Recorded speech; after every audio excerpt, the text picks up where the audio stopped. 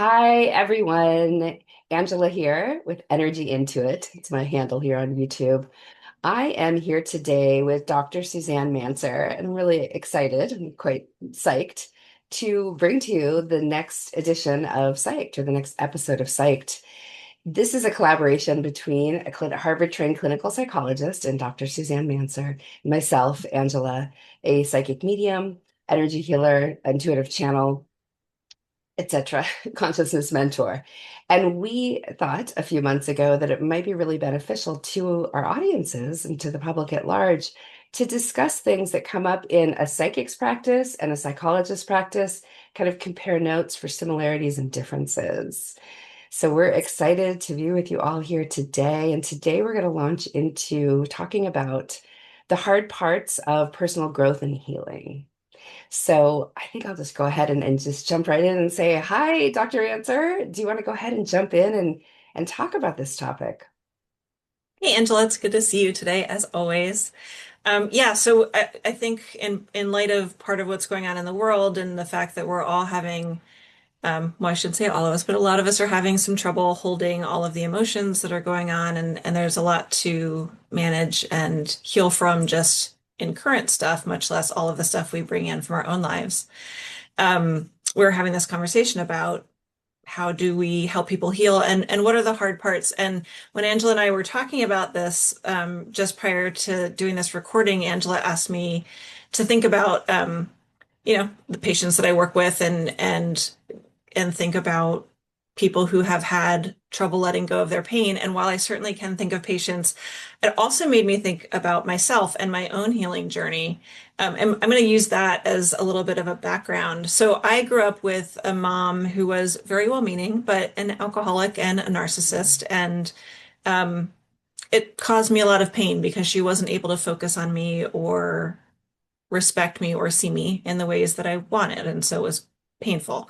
Um, and because she was who she was, we never had that kind of resolving conversation where she, in my mind, would have apologized and I would have, finally felt like I could let go of all of this pain that I had carried around for years and years and years. That didn't happen. I've done my work. I've let go of a lot of the pain. But in the meantime, there was a period of time when I was carrying this really tender pain and I kind of didn't want to let go of it. And I see that happening with my patients too sometimes, where in part, I think because this pain has almost become a part of us, it's a part of our story, it's a part of our history. And importantly, it's often a part of our story that hasn't really been validated or seen or maybe respected by other people. And so it feels sort of extra, we feel extra, almost protective of it. Um, and so, thinking about myself and thinking about people that I work with, I, did therapy and I did my own kind of reflecting and work to try to let go of the pain. But there really was a period of time when I don't know that anybody could have gotten me to let go of it because it actually felt too much a part of myself. And if I think at the time, if I had let go of it somehow, I maybe wouldn't have been sure exactly who I was without it. And so this concept of, somebody comes to me in pain and asks me to help them work with that pain or heal that pain, it's not as simple as taking the pain away or even just making room for it, which is what I talk about a lot. Um, we also have to look a lot of times at what that pain means to the person and what healing it means, because if it means taking it away or making it smaller, that's not always quite as straightforwardly wanted as one would think. So that's just one of the things that comes to mind, Angela, when we talk about challenges in healing, and some of the hardest parts of healing are actually that as much as people want to let go of their pain, there's actually some sort of secondary reason that they might also not want to let go of it.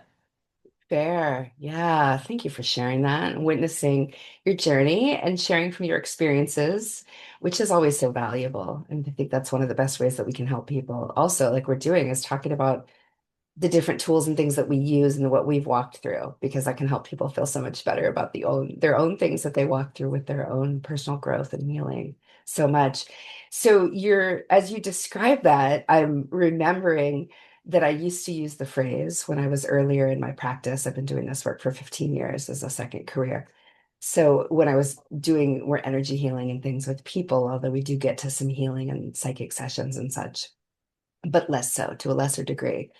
And what I would say to someone who might have described what you just described is I see us all of us humans, as having a lot of baggage. And so perhaps an approach of pulling it out and unpacking it and repacking it and putting it back on the shelf might be a little bit more apt for some of the largesse of what you were dealing with, as you were healing that really large wound or that big pain point for yourself.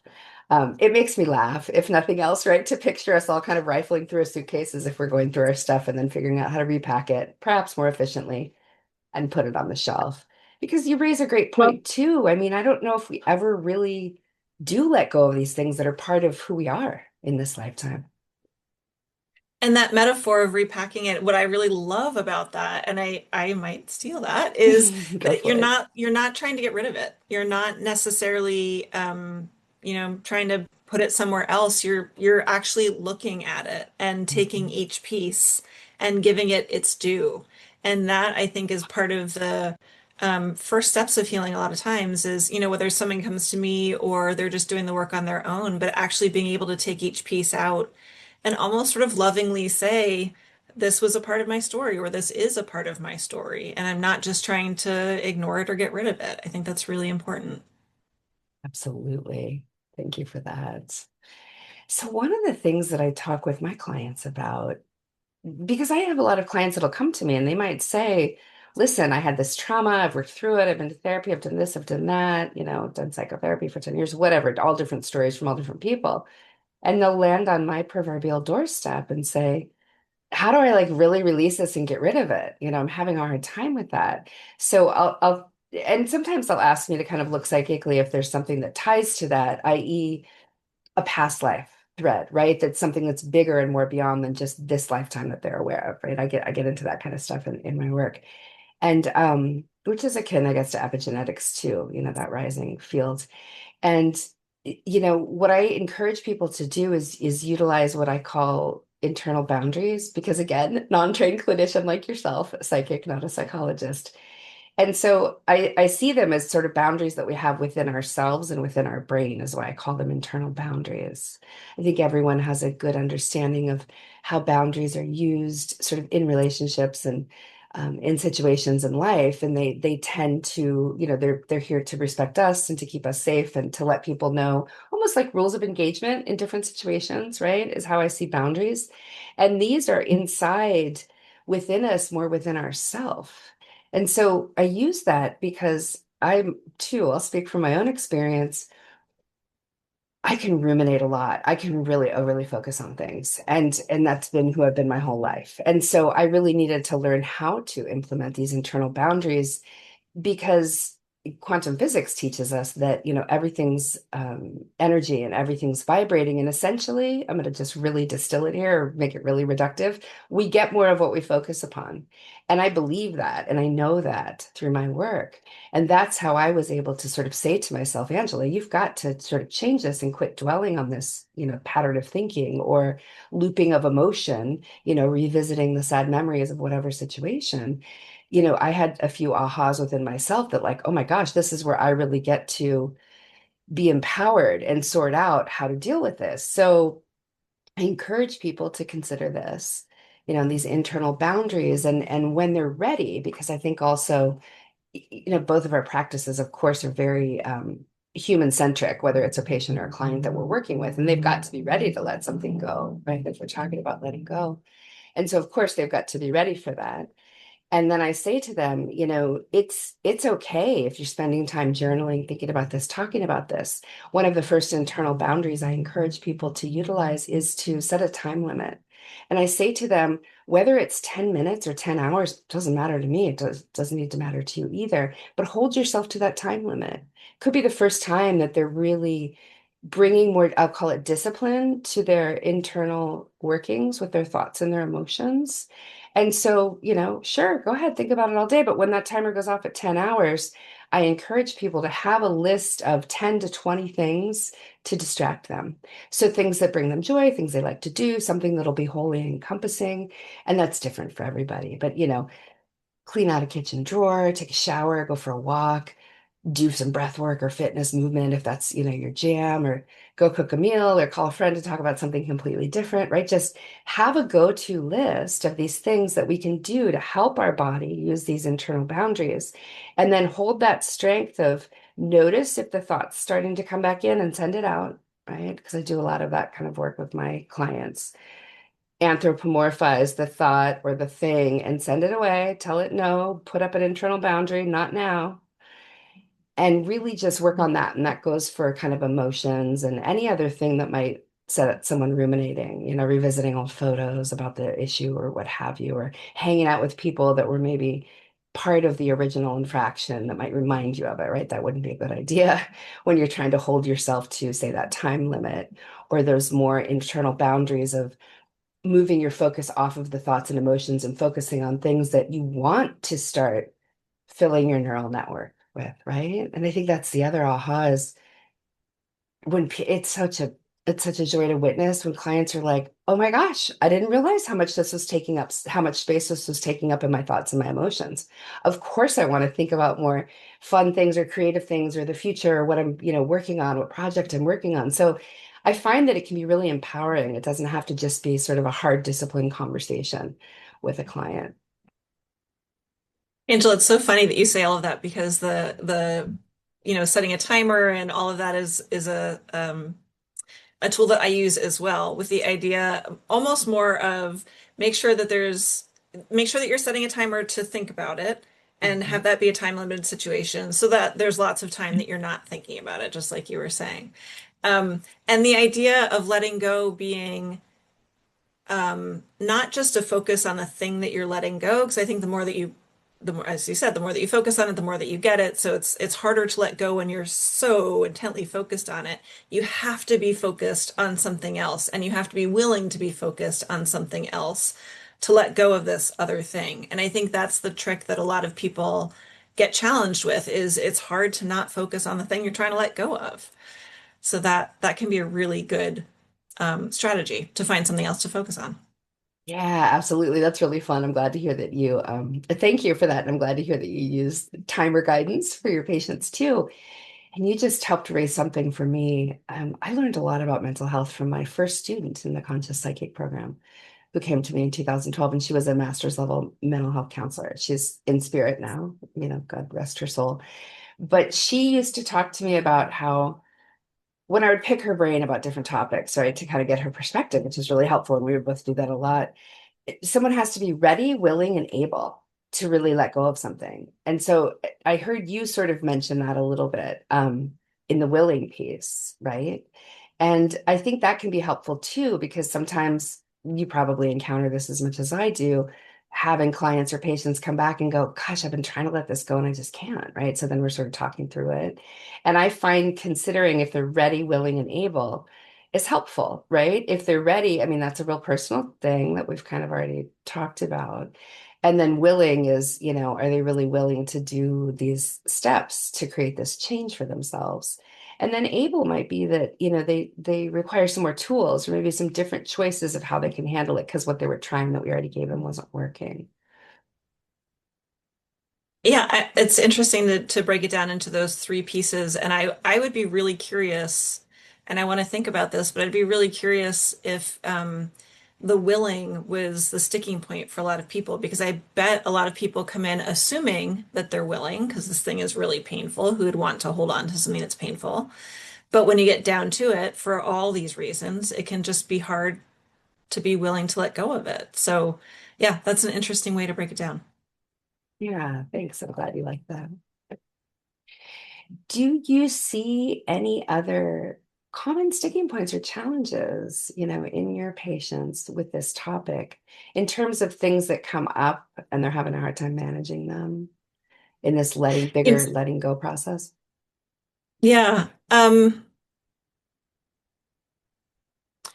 As cliche as it is, I think that one of the topics or one of the things that is a fairly common sticking point is the idea of um, and it's not usually this direct, but the idea of I want everybody else to change. I don't want to have to change. Mm, I'm the way I'm doing it is either right or it's just easier if I don't have to change.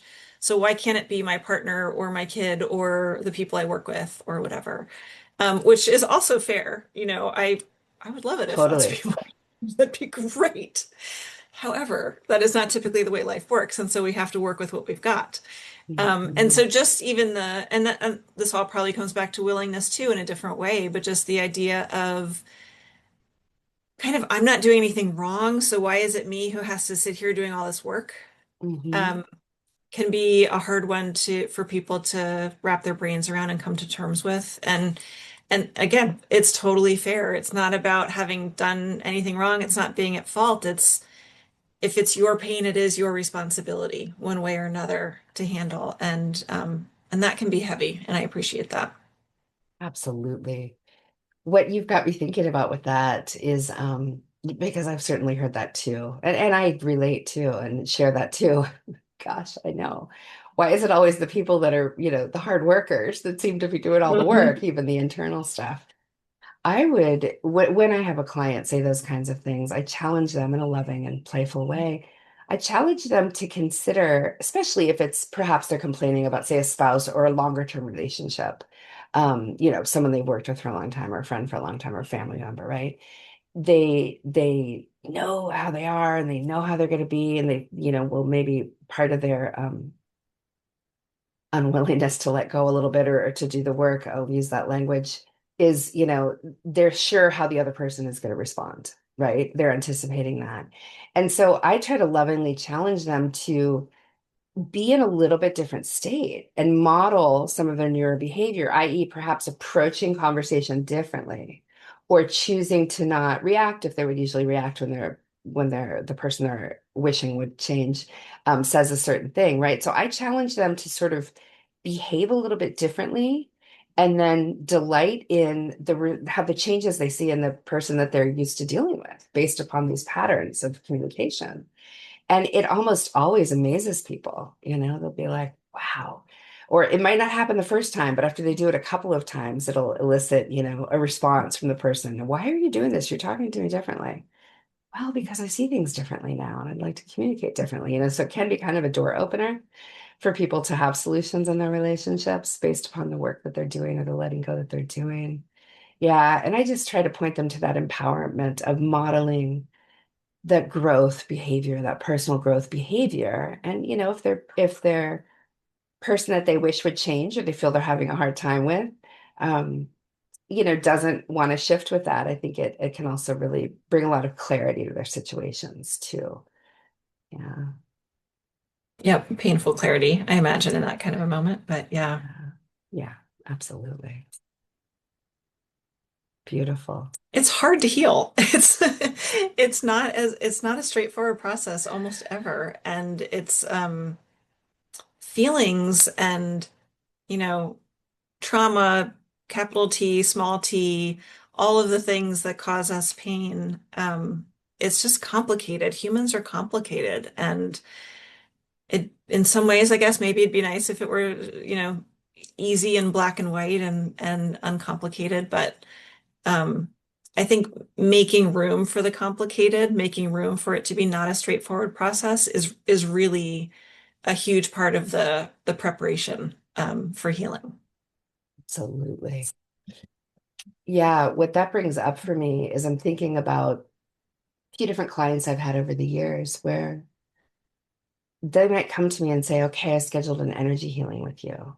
And I want to go ahead and clear out everything from my fields. My different energetic fields is what I work with in energy healing, mental, emotional bodies, physical, many spiritual bodies.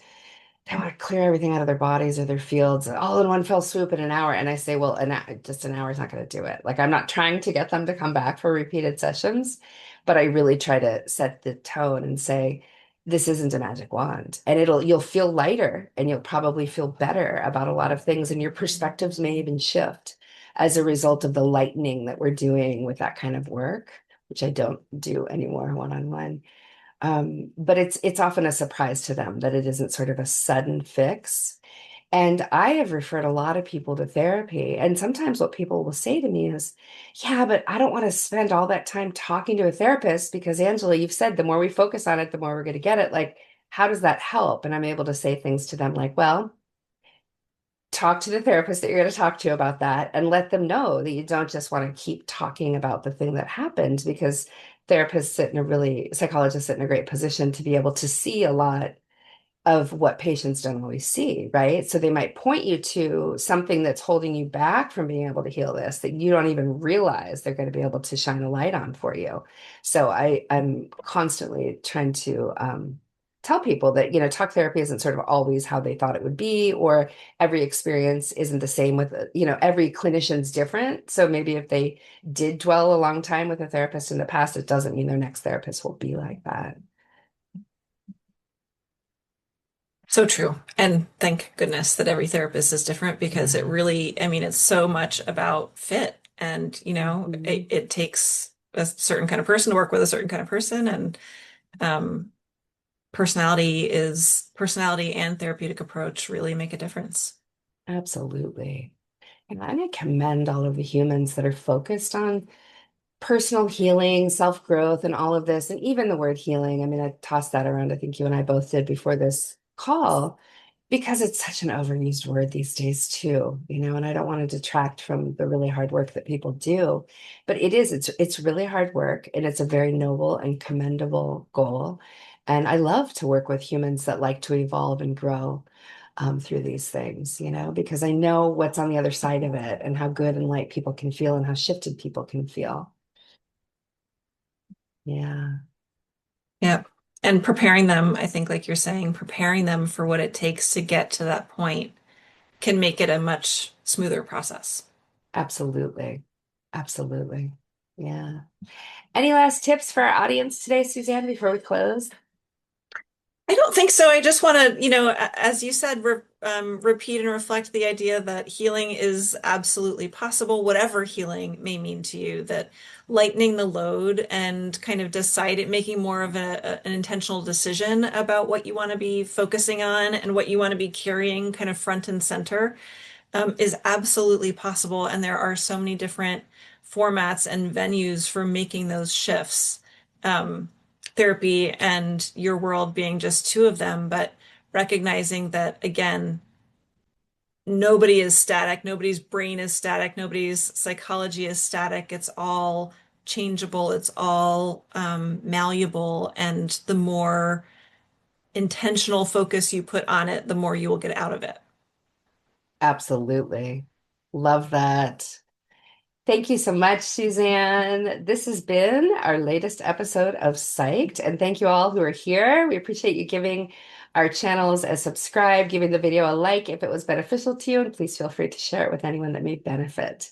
And we will see you on the next episode. Bye.